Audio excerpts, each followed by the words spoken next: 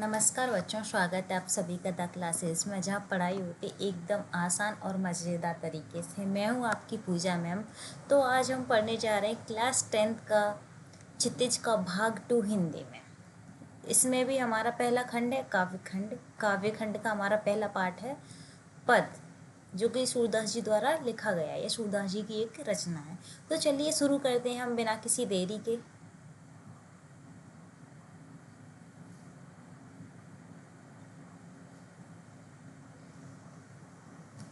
तो जैसा कि हमने बोला था, ये हमारा कक्षा 10 का हिंदी का क्षितिज भाग 2 पढ़ रहे हैं हम अभी।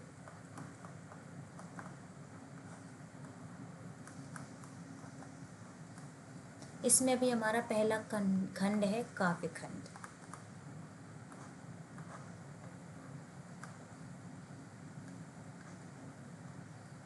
काव्यखंड में भी हमारा पहला पाठ है पद।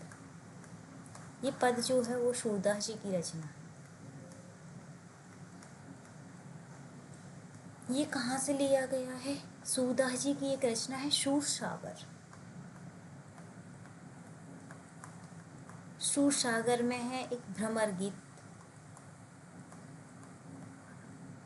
भ्रमर गीत की कुछ पंक्तियां हैं जिनको पद में लिया गया है। ये किसकी रचना है? सूरदास जी की।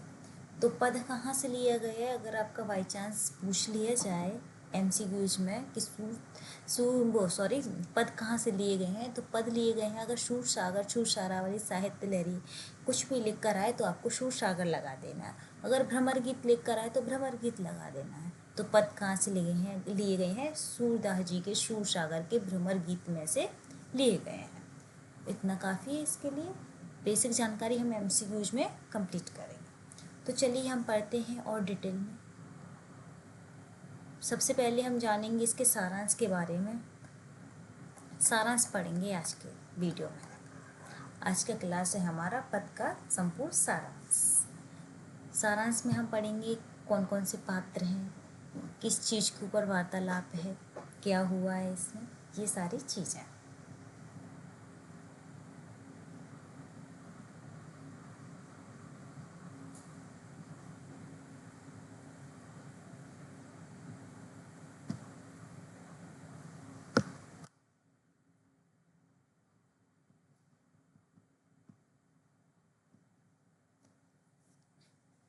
तो सबसे पहले हम देखेंगे ये जो पद हैं उनमें 3 व्यक्तियों का जिक्र किया गया है।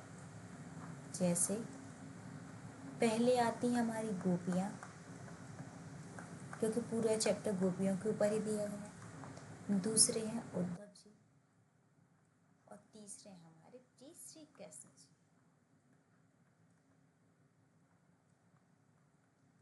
अब चैप्टर में क्या होता है कि गोपियाँ जो होती हैं वो उद्धव से वार्तालाप करती हैं, क्योंकि उद्धव श्री कृष्ण जी का समाचार लेकर आते हैं, संदेश लेकर आते हैं। कौन लेकर आता है संदेश? उद्धव। किसका? श्री कृष्ण का। इस श्री कृष्ण जो होते हैं गोपियों को छोड़कर मथुरा चले जाते हैं। कहाँ चले जाते हैं ये? मथुरा। गोपियों को छोड़कर मथुरा चले जाते हैं। इसमें क्या है, गोपियाँ उन्हें याद करती हैं, बहुत सोचती हैं कि श्री कृष्ण वापस आएंगे, श्री कृष्ण वापस आएंगे। लेकिन ऐसा नहीं होता, वो वापस नहीं आते हैं, बल्कि वो उद्धव को गोपियों के पास भेज देते हैं और उनको संदेश भेजते हैं। क्या भेजते हैं? संदेश, जिसमें जो होता है योग का संदेश, मतलब योग का संदेश, मतलब भूल जाने का संदेश। किसको भूल जाने का संदेश? श्री कृष्ण को भूलने का। श्री कृष्ण कहते हैं कि गोपियाँ उनको भूल जाएं, क्योंकि श्री कृष्ण अब कभी गोपियों के पास वृंदावन ब्रज में वापस नहीं आएंगे। तो इसमें गोपियाँ और भावुक होती हैं। गोपियाँ की विरह वेदना और बढ़ जाती है, उत्तेजित हो जाती हैं, ज्वाला जलने लगती है उनके अंदर, गुस्से में लाल हो जाती हैं। तो ये गोपियाँ जो होती हैं वो उद्धव पे कई तरह से व्यंग कसती हैं, मतलब उनको ताना मारती हैं, उद्धव को कई तरह से ताना मारती हैं और उनकी क्या करती हैं, तुलना करती हैं कई चीज़ों से, उद्धव की तुलना करती हैं। वो उद्धव से कहती हैं कि उद्धव तुम तो बहुत भाग्यशाली हो। भाग्यशाली या भाग्यशाली कहने का मतलब वो भाग्यशाली नहीं है जो कहना चाहते, बल्कि वो उनको भाग्यहीन कहने की कोशिश कर रही हैं यहाँ पे। क्या भाग्यहीन? क्योंकि उद्धव जो है वो श्री कृष्ण के पास रहते हैं, लेकिन फिर भी उनके प्रेम के बंधन में नहीं बंध पाए हैं। प्रेम के बंधन से क्या है, दूर है। कौन? उद्धव। किसके? श्री कृष्ण के प्रेम के बंधन से दूर। तो इसमें गोपियाँ उद्धव से कहती हैं कि तुम बहुत भाग्यशाली हो जो श्री कृष्ण के पास रहते हो, लेकिन फिर भी तुम भाग्यहीन हो, क्योंकि तुमने आज तक उनके प्रेम का एहसास ही नहीं हुआ, श्री कृष्ण के प्रेम का। और एक हम हैं जो उनके प्रेम से कभी दूर ही नहीं भागते हैं, आज तक उन्हीं के प्रेम के बंधन में बंधे हुए। हम श्री कृष्ण से सॉरी गहरा प्रेम करते हैं। हम श्री कृष्ण से गहरा प्रेम करते हैं, जो कभी उनके प्रेम से बाहर ही नहीं निकल पाए हैं। अटूट प्रेम है हमारा श्री कृष्ण के प्रति। लेकिन उद्धव तुम तो उनके प्रेम को आज तक जान ही नहीं पाए हो, और हम बेचारी गोपियाँ हैं जो उनके प्रेम के बंधन में अभी भी बंधी हैं। हम उनके प्रेम के बंधन से ऐसे लिप्त हैं जैसे गुड़ में चींटियाँ लिप्त होती हैं। कौन होती हैं? चींटियाँ। जैसे गुड़ में चींटियाँ लिप्त होती हैं, वैसे ही हम श्री कृष्ण के प्रेम के बंधन से बंधे हुए हैं। हमारा प्रेम उनके प्रति इतना गहरा है कि हम किसी और से अपने प्रेम को बता ही नहीं सकते। हम तो आज तक इसी आस में जी रहे हैं कि श्री कृष्ण वापस आएंगे तो हम उनसे अपने दिल की बात कर पाएंगे, लेकिन ऐसा नहीं हुआ है। वो स्वयं वापस नहीं आए हैं, बल्कि उन्होंने तुम्हें यहाँ पर भेज दिया है। और फिर वो उद्धव से कहती हैं कि अरे तुम तो कमल के उन पत्तों की तरह हो जो जल में तो रहते, लेकिन उन पर पानी की एक बूंद नहीं ठहरती है। पानी की बूंद क्या है, उनसे बह जाती है। ठीक उसी प्रकार तुम हो जो श्री कृष्ण के पास तो रहते हो, लेकिन तुम पर उनके प्रेम का कोई प्रभाव ही नहीं पड़ा। उसके बाद वो इनकी तुलना तेल की गागरी से करती हैं। तेल की गागरी जो होती है वो चिकनी होती है। चिकनी होने के कारण क्या होता है, उसकी सतह पर पानी नहीं ठहर पाता है, पानी फिसल जाता है। ठीक उसी प्रकार तुम हो जो श्री कृष्ण का प्रेम तुम्हारे ऊपर ठहरा ही नहीं है। दो चीज़ों से तुलना कर दी। अब उद्धव जो योग का संदेश लेकर आते हैं, योग संदेश, अब उसकी तुलना करती है वो कड़वी ककड़ी से। कड़वी ककड़ी को क्या कर दिया जाता है, खाकर थूक दिया जाता है।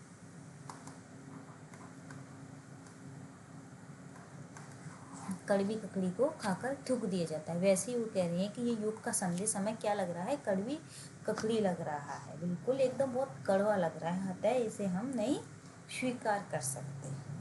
योग का संदेश तुम उन लोगों को जाकर दो जिनका मन क्या है, चंचल है, चक्री के समान। किसके समान चंचल है? चक्री के समान।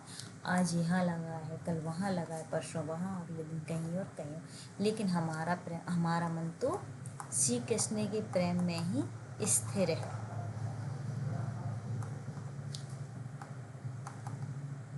अर्थात हमारा अटूट प्रेम सिर्फ किसके लिए है? श्री कृष्ण के लिए ही है। और कहती हैं कि राजा का हित है कि वो प्रजा के हित का ख्याल रखे, लेकिन श्री कृष्ण ने क्या कर लिया, अब राजनीति पढ़ लिया।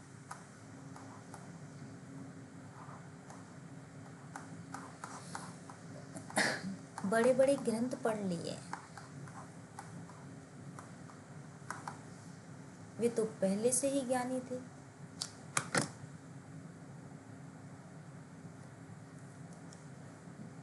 बड़े बड़े ग्रंथ पढ़ लिए हैं। श्री कृष्ण तो पहले से ही ज्ञानी थे, लेकिन वे अब और अधिक ज्ञानी हो गए। श्री कृष्ण वो तो पहले से ही चालाक थे, चतुर थे, छल करने वाले थे, चालाक थे, चतुर थे, दूसरों के साथ छल भी करते थे। लेकिन अब तो वो और ज़्यादा चतुर हो गए हैं, वो हमारे साथ ही छल कर रहे हैं, हमारे साथ ही गेम खेल रहे हैं, खेल खेल रहे हैं। वो तो दूसरों को न्याय दिलाते थे, दूसरों को न्याय दिलाते थे, लेकिन अब तो वो हमारे साथ ही अन्याय कर रहे हैं। गोपियाँ कह रही हैं उद्धव से कि हमारे साथ ही क्या कर रहे हैं, अन्याय कर रहे हैं, जो क्योंकि वो वापस नहीं आ रहे हैं। हम उनके प्रेम में अभी तक उनके इंतजार में बैठे हुए हैं, लेकिन वो आ नहीं रहे हैं। और वे उद्धव से कहती हैं कि तुम तो प्रेम रूपी नदी में पैर जरूर डुबोए हो,